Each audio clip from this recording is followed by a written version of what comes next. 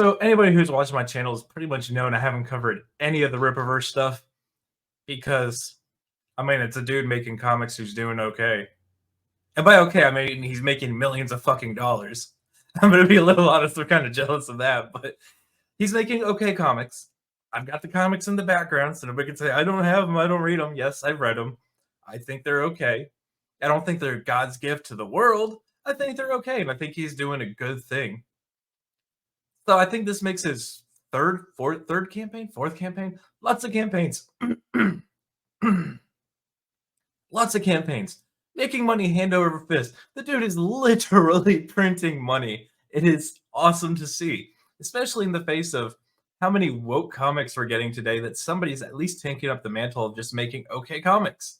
And of course, like anything else, he has tons of haters, tons of people just coping and seething because they tried to do this and they couldn't do it, so now they're pissed.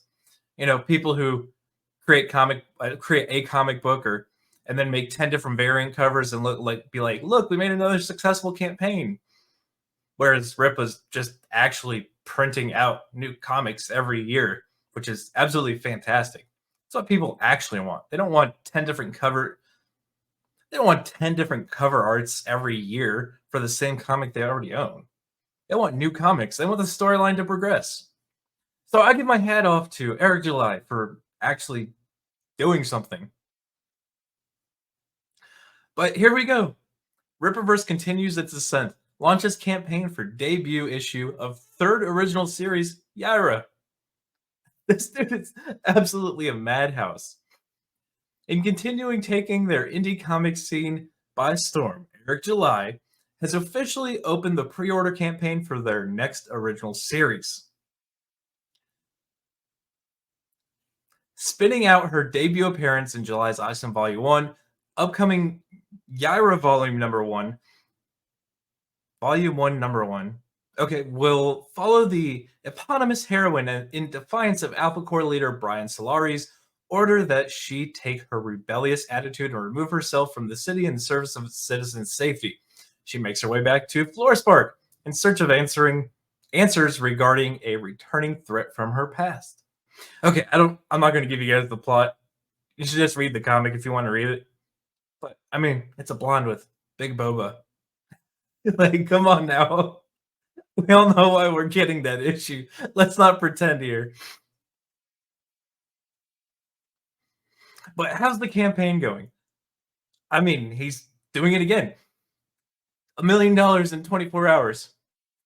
Like, every one of his campaigns has been multi-million-dollar campaigns. It's actually quite fantastic to see. And here we go. $1 million. And this is 1 p.m. on Tuesday. Tuesday, right? Yeah, today's Tuesday. $1 million on Tuesday. Boy, get your bags. I'd love to see it. Look, I know Eric July has a ton of haters because he's making money hand over fist. And the only thing I have to say to that is, why aren't the people you follow doing the same thing?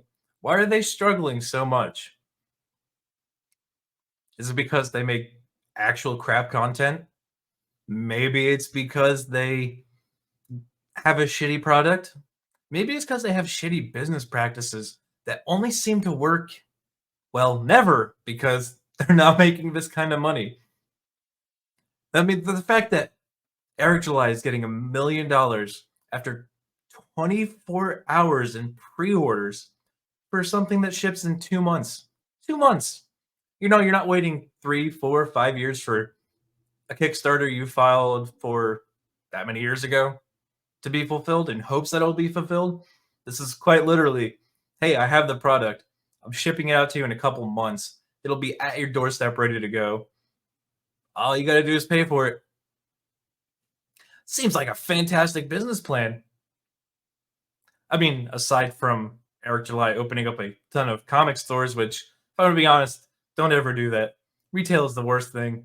Storefronts are the worst thing. If you're making $1 million on on a pre-order campaign, don't ever open a retail store. Ever. That's the worst idea in history. But no, I mean, I think Eric's doing great work. I think he's getting a product that people actually enjoy, and he's getting it out fast enough that people aren't complaining. I mean, the biggest complaints I've heard from literally anybody is, well, he gets it out on time. Like, the dude's not a lolcow. It's like, if we're gonna be completely honest, he's kind of boring in terms of entertainment. I mean, I like Eric. I think he has some shit takes. I think he has some good takes.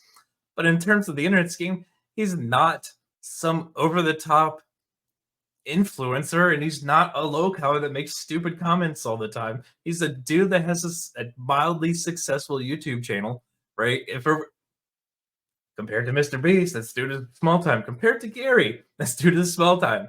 But he has a successful YouTube channel, and he's making comics and getting them out on time. I don't understand where any of this hate come from.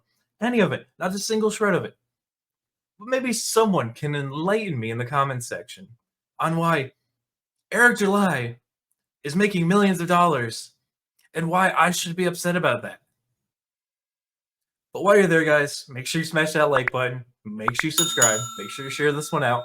And until the next one, guys, be easy like sleazy.